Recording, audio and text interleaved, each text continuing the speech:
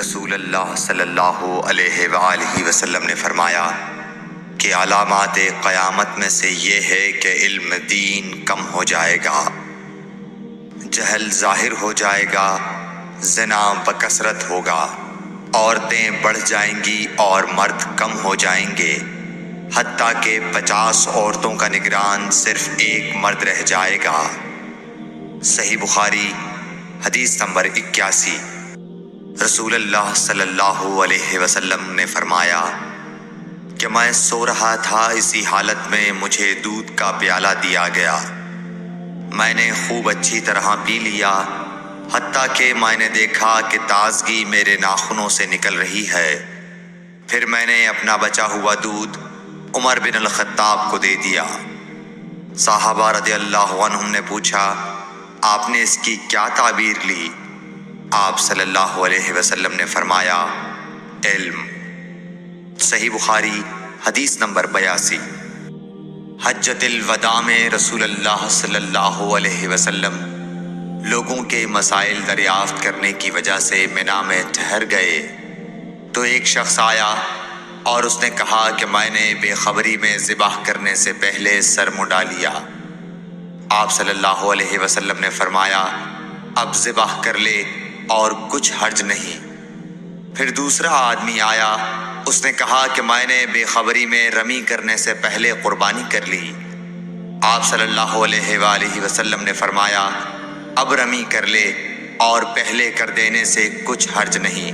ابن عمرو کہتے ہیں، اس دن آپ صلی اللہ علیہ وسلم سے جس چیز کا بھی سوال ہوا جو کسی نے آگے اور پیچھے کر لی تھی تو آپ صلی اللہ علیہ وسلم نے یہی فرمایا کہ اب کر لے اور کچھ حرج نہیں۔ صحیح بخاری حدیث نمبر 83۔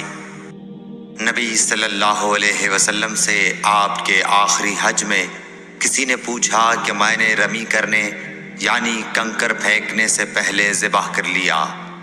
آپ صلی اللہ علیہ وسلم نے ہاتھ سے اشارہ کیا اور فرمایا، کچھ حرج نہیں۔ کسی نے کہا کہ میں نے ذبح سے پہلے حلق کر لیا۔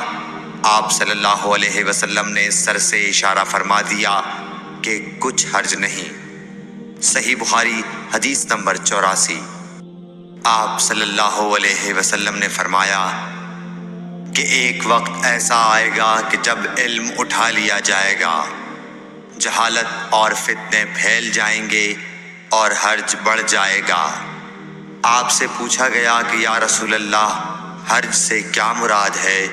آپ صلی اللہ علیہ وسلم نے اپنے ہاتھ کو حرکت دے کر فرمایا، اس طرح گویا آپ صلی اللہ علیہ وسلم نے اس سے قتل مراد لیا۔ صحیح بخاری حدیث نمبر 85۔ ہم سے موسیٰ بن اسماعیل نے بیان کیا، ان سے وہیب نے، ان سے حشام نے فاطمہ کے واسطے سے نقل کیا۔ وہ اسما سے روایت کرتی ہیں کہ میں عائشہ رضی اللہ تعالی عنہا کے پاس آئی، وہ نماز پڑھ رہی تھیں۔ میں نے کہا، لوگوں کا کیا حال ہے؟ تو انہوں نے آسمان کی طرف اشارہ کیا، یعنی سورج کو گہن لگا ہے۔ اتنے میں لوگ نماز کے لیے کھڑے ہو گئے۔ حضرت عائشہ رضی اللہ تعالی عنہا نے کہا، اللہ پاک ہے۔ میں نے کہا، کیا یہ گہن کوئی خاص نشانی ہے؟ انہوں نے سر سے اشارہ کیا، یعنی ہاں۔ پھر میں بھی نماز کے لیے کھڑی ہو گئی، حتیٰ کہ مجھے غش آنے لگا تو میں اپنے سر پر پانی ڈالنے لگی۔ پھر نماز کے بعد رسول اللہ صلی اللہ علیہ وسلم نے اللہ تعالیٰ کی تعریف کی اور اس کی صفت بیان فرمائی۔ پھر فرمایا، جو چیز مجھے پہلے دکھلائی نہیں گئی تھی، آج وہ سب اس جگہ میں نے دیکھ لی، یہاں تک کہ جنت اور دوزخ کو بھی دیکھ لیا۔ اور مجھ پر یہ وحی کی گئی کہ تم اپنی قبروں میں آزمائے جاؤ گے۔ مثل یا قرب کا کون سا لفظ؟ حضرت اسما نے فرمایا، میں نہیں جانتی۔ فاطمہ کہتی ہیں، یعنی فتنہ دجال کی طرح آزمائے جاؤ گے۔ کہا جائے گا قبر کے اندر کہ تم اس آدمی کے بارے میں کیا جانتے ہو؟ تو جو صاحب ایمان یا صاحب یقین ہوگا، کون سا لفظ فرمایا؟ حضرت اسما نے، مجھے یاد نہیں۔ وہ کہے گا، وہ محمد اللہ کے رسول صلی اللہ علیہ وسلم ہیں، جو ہمارے پاس اللہ کی ہدایت اور دلیلیں لے کر آئے۔ تو ہم نے ان کو قبول کر لیا اور ان کی پیروی کی۔ وہ محمد صلی اللہ علیہ وسلم ہیں۔ 3 بار اسی طرح کہے گا، پھر اس سے کہہ دیا جائے گا کہ آرام سے سو جا، بے شک ہم نے جان لیا کہ تو محمد صلی اللہ علیہ وسلم پر یقین رکھتا تھا۔ اور بہرحال منافق یا شکی آدمی، میں نہیں جانتی کہ ان میں سے کون سا لفظ حضرت اسما نے استعمال کیا، تو وہ منافق یا شکی آدمی کہے گا کہ جو لوگوں کو میں نے کہتے سنا میں نے بھی وہی کہہ دیا، باقی میں کچھ نہیں جانتا۔ صحیح بخاری حدیث نمبر 86۔ قبیلہ عبد القیس کا وفد رسول اللہ صلی اللہ علیہ وسلم کی خدمت میں آیا۔ آپ صلی اللہ علیہ وسلم نے دریافت کیا کہ کون سا وفد آیا ہے یا یہ کون لوگ ہیں؟ انہوں نے کہا ربیعہ خاندان کے لوگ ہیں۔ آپ صلی اللہ علیہ وسلم نے فرمایا کہ مبارک ہو قوم کو آنا یا مبارک ہو اس وفد کو جو کبھی نہ رسوا ہو نہ شرمندہ ہو۔ اس کے بعد انہوں نے عرض کیا کہ ہم ایک دور دراز کونے سے آپ کے پاس آئے ہیں اور ہمارے اور آپ کے درمیان کفار مضر کا قبیلہ پڑتا ہے۔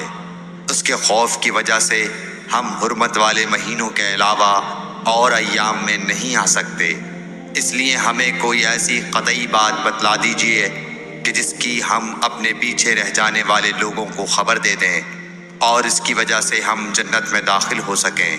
تو آپ صلی اللہ علیہ وسلم نے انہیں 4 باتوں کا حکم دیا اور 4 سے روک دیا۔ اول انہیں حکم دیا کہ ایک اللہ پر ایمان لائیں، پھر فرمایا کہ کیا تم جانتے ہو کہ ایک اللہ پر ایمان لانے کا کیا مطلب ہے؟ انہوں نے عرض کیا اللہ اور اس کا رسول زیادہ جانتے ہیں۔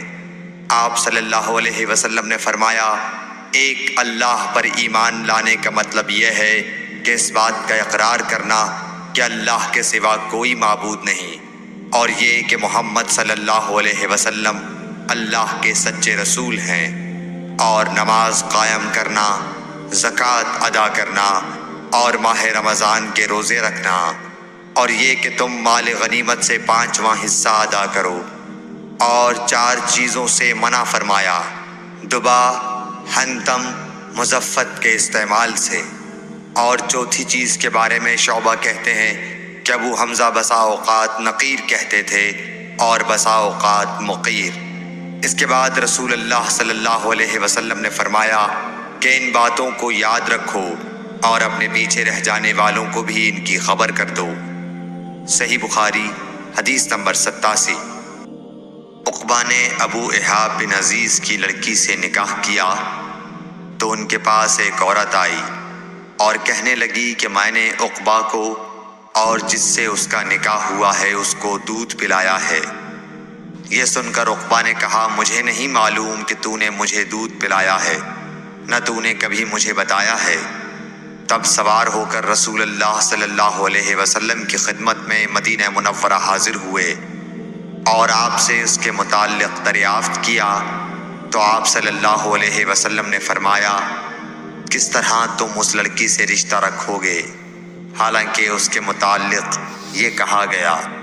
تب عقبہ بن حارث نے اس لڑکی کو چھوڑ دیا اور اس نے دوسرا خاوند کر لیا۔ صحیح بخاری حدیث نمبر 88۔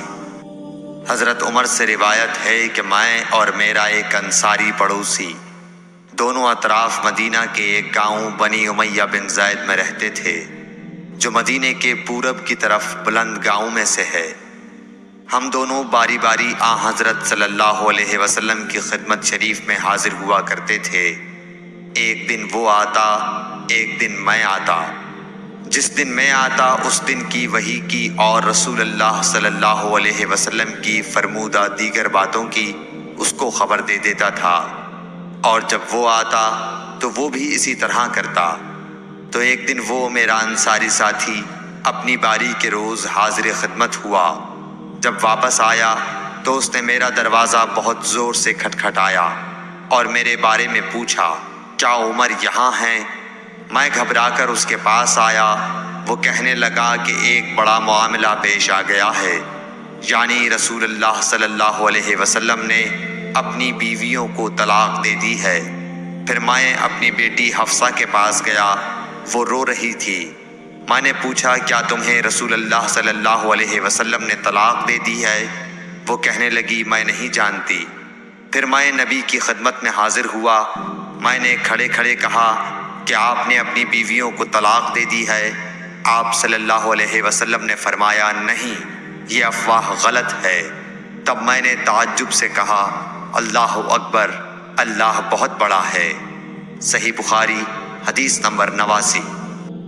ایک شخص حزم بن ابی کعب نے رسول اللہ کی خدمت میں آ کر عرض کیا یا رسول اللہ، فلاں شخص معاذ بن جبل لمبی نماز پڑھاتے ہیں، اس لیے میں جماعت کی نماز میں شریک نہیں ہو سکتا، کیونکہ میں دن بھر اونٹ چرانے کی وجہ سے رات کو تھک کر چکنا چور ہوتا ہوں اور طویل قرات سننے کی طاقت نہیں رکھتا۔ ابو مسعود راوی کہتے ہیں کہ اس دن سے زیادہ میں نے کبھی رسول اللہ صلی اللہ علیہ وسلم کو وعظ کے دوران اتنا غضبناک نہیں دیکھا۔ آپ صلی اللہ علیہ وسلم نے فرمایا اے لوگو، تم ایسی شدت اختیار کر کے لوگوں کو دین سے نفرت دلانے لگے ہو۔ سن لو، جو شخص لوگوں کو نماز پڑھائے تو وہ ہلکی پڑھائے، کیونکہ ان میں بیمار، کمزور اور حاجت والے سبھی قسم کے لوگ ہوتے ہیں۔ صحیح بخاری حدیث نمبر 90۔